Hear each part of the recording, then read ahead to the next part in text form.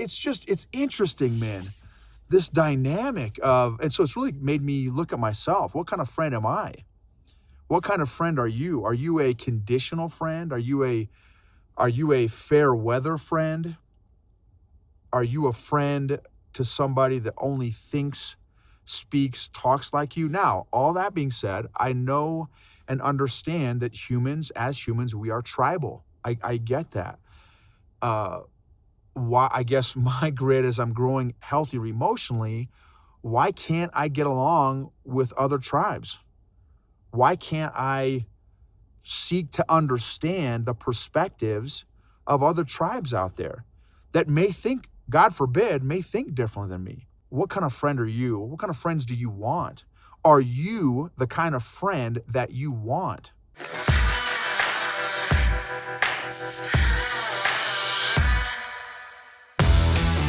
Welcome to the EQ for Entrepreneurs podcast. Like most business owners, you already know you need good business and marketing strategies to scale and be profitable.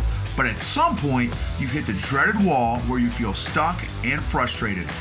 EQ for Entrepreneurs is for business owners and leaders who are honest enough to admit that they just might be the ones holding their business back and are brave enough to change that. We're Noble and Kathy, and every week we're having candid conversations about all things emotional intelligence and how growing that has allowed us to get out of our own way and is radically transforming both our businesses and our personal lives. This is the secret sauce strategy for modern entrepreneurs who are tired of hustling without seeing results and want to grow a business and a life that they love.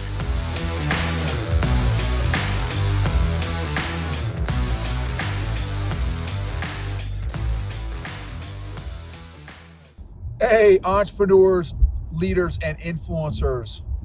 So this has been a long time since I've done a flow episode. I just felt compelled to do this episode. You may be watching this on YouTube. You may be watching this on or listening on our podcast, EQ for Entrepreneurs. So this one is on friends. And I'm a people guy. I've always been a people guy. And I am a recovering people pleaser addict, which probably has skewed some of my perspective on friendship and what a friendship should look like, what it should be like. I've also grew up in a family with no boundaries. And so, which also I'm sure I know has impacted my friendships. This particular episode is going to be about kind of exploring a little more deeply the concept of friends, of what a friend even is. And so I want you to think about this. If you had to define a friend, how would you define it? I did not even realize until about 8 or 10 years ago that there were even multiple definitions of friendships. So there was a particular couple that I was wanting to pursue a friendship with, and not wanting to, but I did for 10 or 15 years. And which it sounds crazy by itself. That was part of that was due to my emotional neediness and emotional codependency. It took 10 or 15 years to even get them to kind of even let me in, so to speak. And then, because of my emotional neediness and emotional codependency, I still wanted more. I still wanted to be like homies, which was my, I wanted to be my definition of friend. And here's what I mean by that. So, after they let me in, after 10 or 15 years of pursuing the relationship and friendship with those guys, we sat down and had a conversation, and because at one point we didn't talk very much, or talked about maybe one particular specific topic, and that was it. And occasionally, we talk about other stuff, but primarily it was focused around one topic. And at one point they had referenced, oh man, you guys are our closest friends. And that was kind of my signal, like, wow, really? because I had kind of considered them friends, but again, I was the one that was pursuing the relationship. They had never pursued the relationship, and so, which again is fine. I'm talking about a season of my life where I had no concept of emotional neediness or codependency or boundaries in relationships, and so they had great boundaries. It took me 15 years to I don't say get through, but again, to get buy-in, or to get them to let me in. Well, anyway, so when they said, hey, yeah, you guys are our closest friends, I was like, wow, really? And that was, again, my signal that, like, okay, we must have very, very different definitions of a friend or close friend. So I asked them, I said, hey, how would you define friendship? How do you define a friend? What does that even mean to you guys? And they started to open up and kind of, I don't know that they had ever been asked that question before, ever thought about it before, but I realized very quickly that we indeed did have very different definitions of what a friend is. Now, I want to fast forward. So that was my first realization. Okay, man. Okay, yeah, I have a very, very different definition of a friend, of what that means, and especially of a close friend. And so then, fast forward. Well, actually, I'll rewind to a story when I was in the military. I was in the 82nd Airborne Division, used to jump out of airplanes and stuff, infantry officer, and was a top block officer my entire military career, which was not long. It was a very short career, so all of 5 years.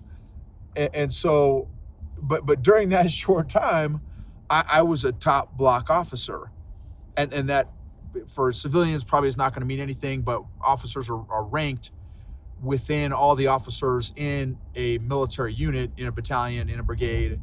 And I was a top block officer. I got, in this military ranking system, I got a top rating every time. So I was no slouch. I enjoyed my time in the military and had a great experience and loved the infantry and stuff. And when it came time to making a decision to get out of the military, I went to my chain of command, which is my bosses for civilians, and had said, hey, I'm considering. So remember, I'm a top block officer my whole military career. Again, all of 5 years. And I had told them, hey, I'm considering getting out. And at this point, again, for civilians, it's not going to mean anything to you, but I was a brigade air officer, so I was for 2nd Brigade, 325th Airborne Infantry Regiment. I was the guy who coordinated all the airplanes for all of our airborne operations, for jumps, for any airborne operations that we did. I was the guy that organized that with our brigade and with the Air Force unit that was there at Fort Bragg. And I told them, hey, yes, I'm thinking about getting out, considering getting out. And I was immediately looked at sideways and blackballed. And I was like, wait a second. Like, and instantly started to get treated like a dirtbag. And again, I was a top block officer my entire career. I performed very, very well in the military. And as soon as I said I was considering getting out, I was immediately considered a dirtbag. Had another experience, part of an organization for many, many years. And same deal.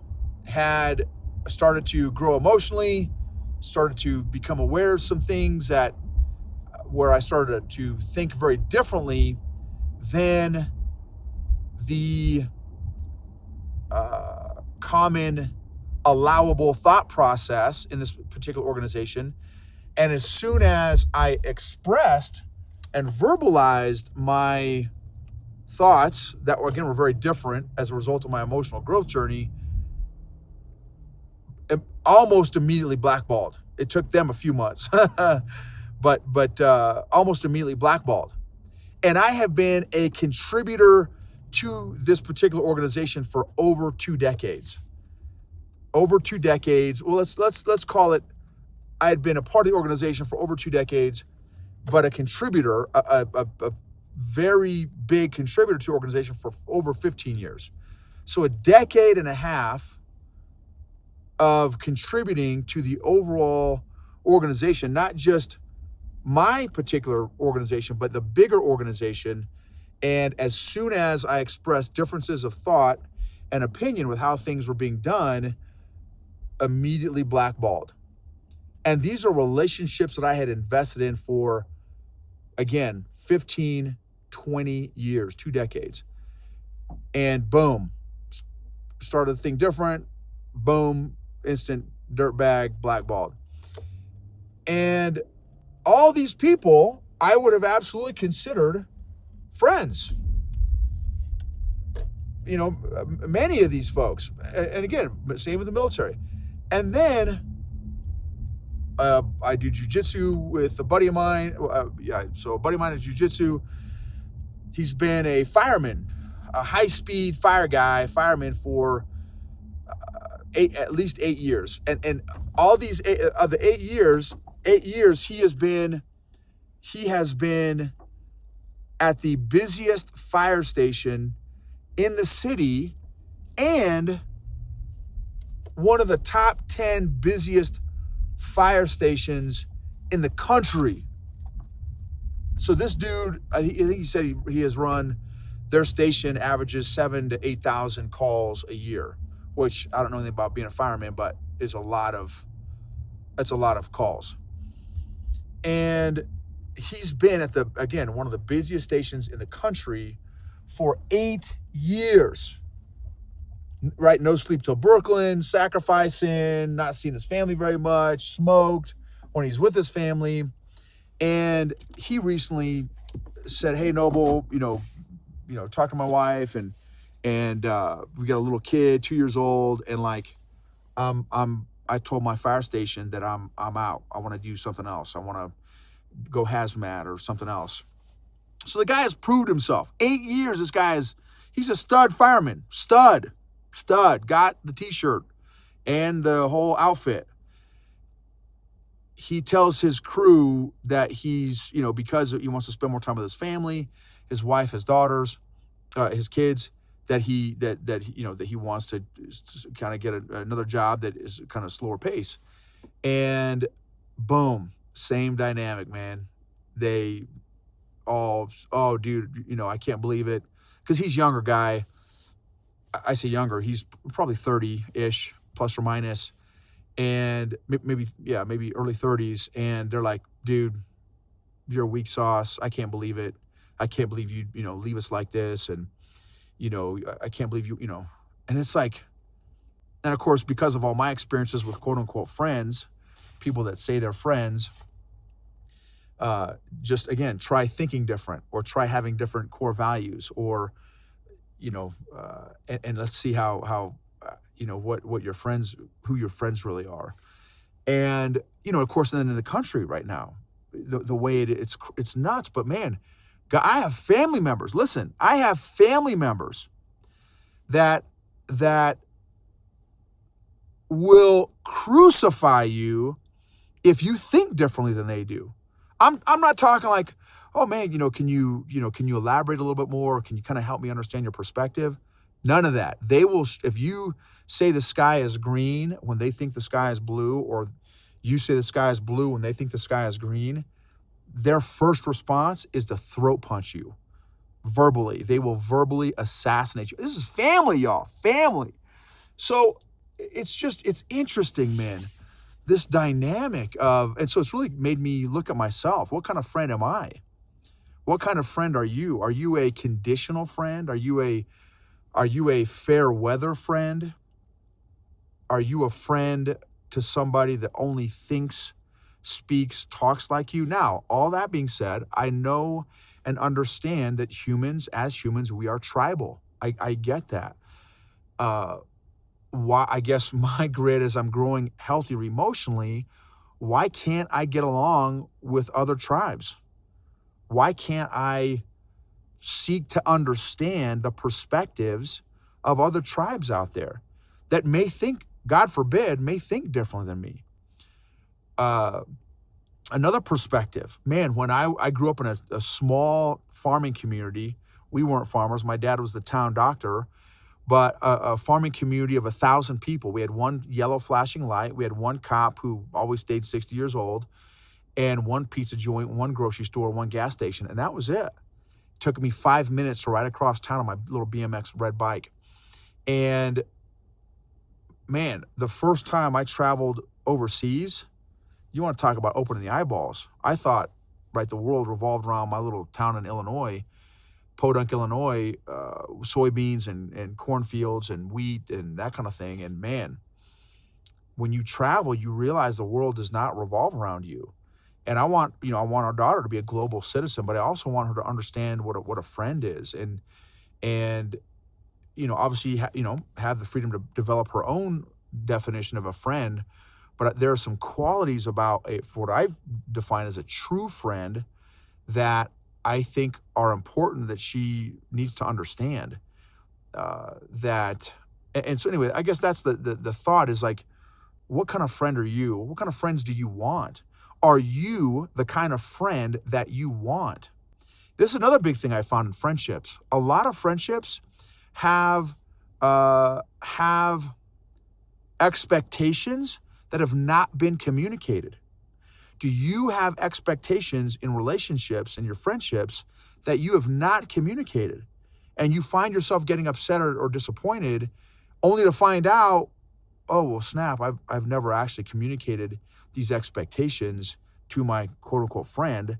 And so they're not living up to your expectations, but it's not their fault. They didn't agree. In fact, the couple that I pursued that relationship with, and I finally apologized to them.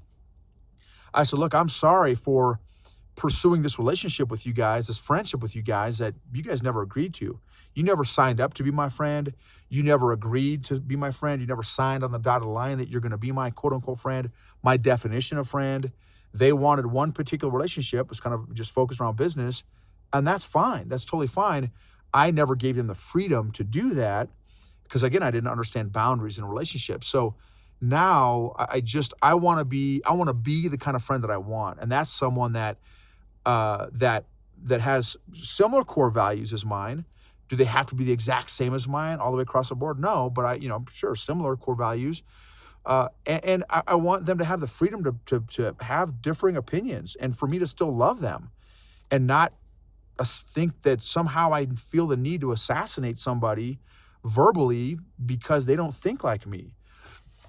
So anyway, that's the thought for today, guys, is, are you the kind of friend that you want?